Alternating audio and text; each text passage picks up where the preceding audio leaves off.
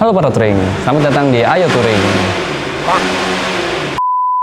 Kali ini gue mau ngajak lo semua ngebahas satu motor yang baru banget launching. Dan kita udah pernah review motor ini sebelumnya, melainkan kakaknya. Nah, kali ini motor apa? Langsung aja kita cek.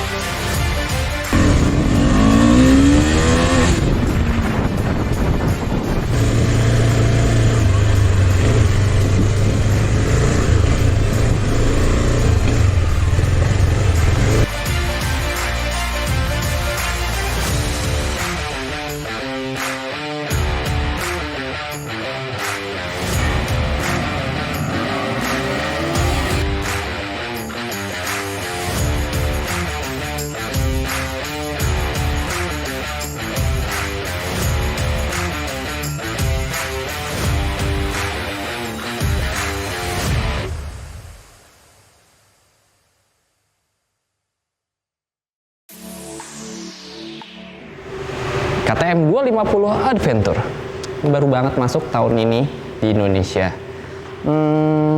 Bisa dibilang motor ini benar-benar persis sama kayak KTM 390. Ya 11-12 lah. Oke, kita bahas yang pertama dari tampilannya dulu depannya. KTM punya ciri khas yang headlampnya itu kayak tameng. Jadi kita bisa ngeliat karakteristik si KTM itu sendiri langsung dari headlampnya. Untuk headlampnya sendiri berbeda dengan 390 yang udah LED, dia masih pakai halogen. Tapi kalau lu lihat mungkin lu kayak dejavu sama iparnya dia, yaitu Duke 250. Jadi headlampnya plek ketiplek sama Duke 250 sih, gitu, dengan LED DRL bulat alisnya. Terus di sini udah pakai lampu sennya LED juga, ditambah dengan visor sekitar 15 cm lah. Jadi bisa dibilang ini kayak Duke tapi pakai mahkota. Lari ke bawahnya, ke kaki-kakinya. Di kaki-kakinya sama persis kayak KTM 390. Jadi mulai dari kaki-kaki, rangka, segala macam ya, tangkinya itu sama kayak 390. Yang ngebedain adalah mesinnya sama fitur. Ini dia kaki-kaki sama kayak 390. Dia udah pakai suspensi upside down WP Apex dengan diameter 43. Yang ngebedain dengan 390 adalah upside down ini yang di 250 dia belum bisa adjustable. Sedangkan yang di 390 udah adjustable. Bannya sendiri ban dengan ring 19 inci 100/90. Cakramnya sendiri dia dengan diameter 320. Udah ABS juga. Terus dia juga sistem pengeremannya menggunakan Vibra. Insya Allah aman lah kalau misalnya lagi jengat-jengat terus ketemu ababil motong gang, keluar gang, tuh insya Allah aman.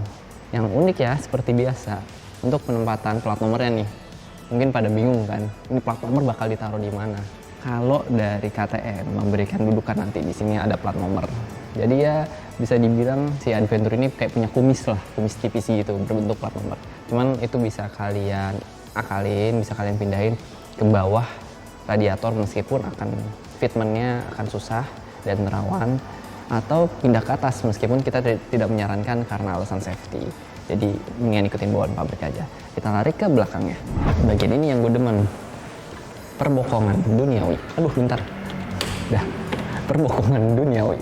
Untuk bokongnya sendiri KTM tuh bisa dibilang punya bokong yang ramping banget dengan lekuknya khasnya, tajam-tajam nih garis lekuk bodinya. Gue suka banget dan lebih kelihatan agresif. Apalagi dengan tambahan lampu belakangnya ini udah LED, full LED semuanya. Terus untuk ukuran bannya sendiri, ban belakang dia masih pakai 17 sama kayak KTM 390. Untuk pengeremannya sendiri, disc brake dengan pengereman single piston dari Vibra juga aja, dan depan belakang ABS. Gokil nggak tuh? Seperti ciri khas KTM pada umumnya, dia punya swing arm yang kebalik. Jadi bentukannya itu kalau motor-motor biasa depannya tuh mulus swing armnya. Nah tapi lu kalau misalnya lihat belakang ini kelihatan kayak kerangka dalamnya nih. Sebenarnya untuk looks keren, untuk fungsi seharusnya sama aja ya. Tapi ada satu efek samping dari bentuknya yang kebalik ini. tukang cuci akan lebih kerepotan. Itu aja sih. Nah, ada yang bilang untuk wheelbase-nya sendiri, cara data itu sama, tapi ada yang bilang lebih pendek 250. Tapi kalau dilihat dari looks-nya, bentuknya, 250 sama 390 lebih kecil sih 250. Tapi balik lagi, itu lebih ke feeling ya. Secara data sebenarnya sama, tapi entah kenapa begitu. Nah, kita lanjut lagi ke cluster instrumen di depannya. Untuk instrumennya sendiri, kalau kita lihat nih, dashboard-nya itu cukup lengkap untuk ukuran 250, tapi tidak dibanding dengan kakaknya 390, karena yang langsung kelihatan menonjol itu dari instrumen stangnya ini adalah opsi untuk adjustment di menu LED-nya. Jadi kayak biasalah kita lihat, ini ada saklar engine cutoff, buat starternya udah elektrik, jadi nggak ada di sela. Terus ada juga buat high beam, low beam, lampu sen, sama klakson. Belum hazard, jadi motor ini tidak termasuk moge. Dan unik ya kalau kalian lihat saklar-saklarnya ini. Kalian deja vu nggak sih? Mungkin para pengguna Pulsar pernah lihat ya, ini saklarnya mirip banget kayak Pulsar. Di sini seharusnya, di sini ada, kalau di 390 ada adjustable buat upside down-nya. Di sini masih belum keyless, masih kunci biasa. Speedometer sendiri sebenarnya cukup menarik ya, karena dia udah full LED meskipun bukan LED yang kayak 390. Balik lagi di AD-nya, tahu diri lah AD-nya, nggak boleh ceng-cengnya amat. Di LED-nya ada kecepatan, ada RPM juga, gear position standar kayak pada umumnya 250. Nah, ada full consumption, terus ada modenya, meskipun dia cuma punya satu mode off-road doang, tapi dia ada modenya, seenggaknya ada modenya. Kalau untuk ngomongin soal full consumption-nya, bisa dibilang motor ini cukup irit, bisa 1/30-an lah, 1/30-an kilometer. Lumayan lah untuk dipakai touring-touring ini. Yaitu kalau tangannya sekolah ya. Kalau tangannya jorok gue nggak tahu berapa ada tuh. Yang uniknya lagi, di sini ada soket buat power. Jadi lo bisa colokin di sini, mau colokan lighter yang bisa USB charging ya, kayak di mobil-mobil lah. Lo bisa colok di sini. Dan untuk GPS holdernya sendiri, di sini ada adjustable-nya. Jadi lo bisa nge-adjust. Nah, di sini lo bisa copot dan pasang untuk GPS holder. Gitu. Untuk stangnya sendiri hampir aja kelewat. Untuk stangnya sendiri cukup lebar, sama seperti 390 dengan kopling yang dia bilangnya teknologi PASC, anti hopping clutch. Di sini kita langsung turun ke mesinnya. Untuk sektor mesinnya sendiri, KTM 250 ini dibekalin mesin 248 cc inline dengan single cylinder, jelas 4 tak, masa 2 tak. Dan dengan kecepatan 6 speed, torsinya 24 Nm dan tenaganya 22 kW. Itu kalau di compare horsepower kira-kira ya seginilah. Udah termasuk mudguard juga nih, jadi emang ready buat terabasan lah. Lu nggak usah khawatir bakal kena kebentur batu atau enggak segala macamnya. Untuk ground clearance-nya sendiri dia 200 mm, sama persis kayak 390. Bahkan untuk joknya, untuk tinggi dari jok ke bawah itu juga sama persis, sekitar, gue lupa, mungkin di sini nanti dimasukin.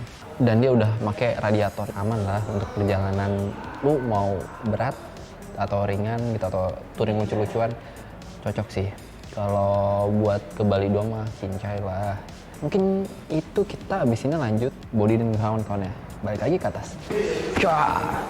Coba kita cek. Untuk gue yang tingginya 160-an, 165 mungkin ya. Ini PW banget sih, cukup ergonomis. Kalau lo bisa lihat bentuk kakinya, dia masih ngebentuk angka 4, jadi nggak sport sama sekali, nggak yang ke belakang gitu. Jadi ya nggak yang ke depan banget gini juga. Udah cukup nyaman. Dan ini karena pakai pedok ya, jadi kalau nggak real. Tapi kalau misal tadi di bawah, itu gue napak banget sebelah. Tapi ergonomis, nyaman, cuman untuk posisi kalau lu ridingnya diri kayak gini masih agak kurang sih. Mungkin kalau gue akan tambah pivot riser yang CNC yang rigid, jadi biar bisa lebih tinggi, riding juga nyaman. Untuk kapasitas tangkinya sendiri dia 14,5 liter, cukup gede di ukurannya. Untuk di belakang boncengan itu juga cukup nyaman. Coba nih gue buka ya. Gue ilustrasiin buat lu semua yang jomblo, jadi bisa tahu rasanya dibonceng kayak gimana. Jadi kalau punya boncengan tuh boncengan bakal duduk di belakang kayak gini kira-kira. Nah, untuk boncengan sendiri juga nyaman, lo bisa lihat duduknya, posisi duduknya. Jadi nggak terlalu jongkok banget gitu. Grip pegangan tangannya juga gede, ajak. Jadi ya lumayan nyaman juga. Kalau kalian lagi bawa off-road gitu ya, kalian diri, boncengan kalian mau tetap duduk, jadi buat boncengan nih. Kayak gini kira-kira. Nah, cuman yang mungkin belum bisa gue ilustrasiin adalah boncengan naruh palanya di mana, di kanan atau kiri. Kadang bisa di sini, kadang bisa di sini. Nah, belum pernah kan? Terus nanti bisa lulus-lulus. Nah, kira-kira gitu. Bayangan aja dulu, ilustrasi aja dulu. Untuk boncengan maupun yang ngendarain, so far so good banget sih.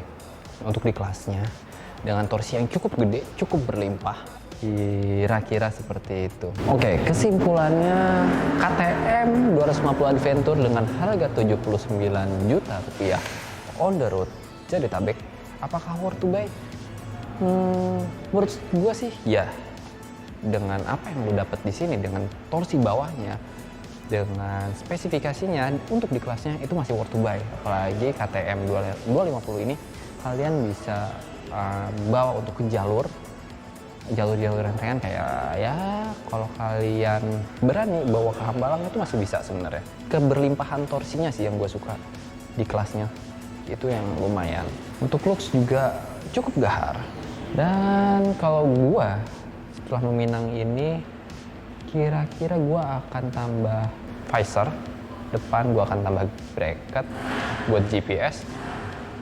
Stang gue kasih pivot tracer lagi, knalpot ganti aftermarket, ya kasih side bracket gue pasang soft pannier. So far itu sih. Crash bar sama lampu tambahan coba dilihat lagi nanti. Nah, kalau menurut lu semua, kalau lu ngebungkus ini motor, kira-kira lu mau bawa kemana?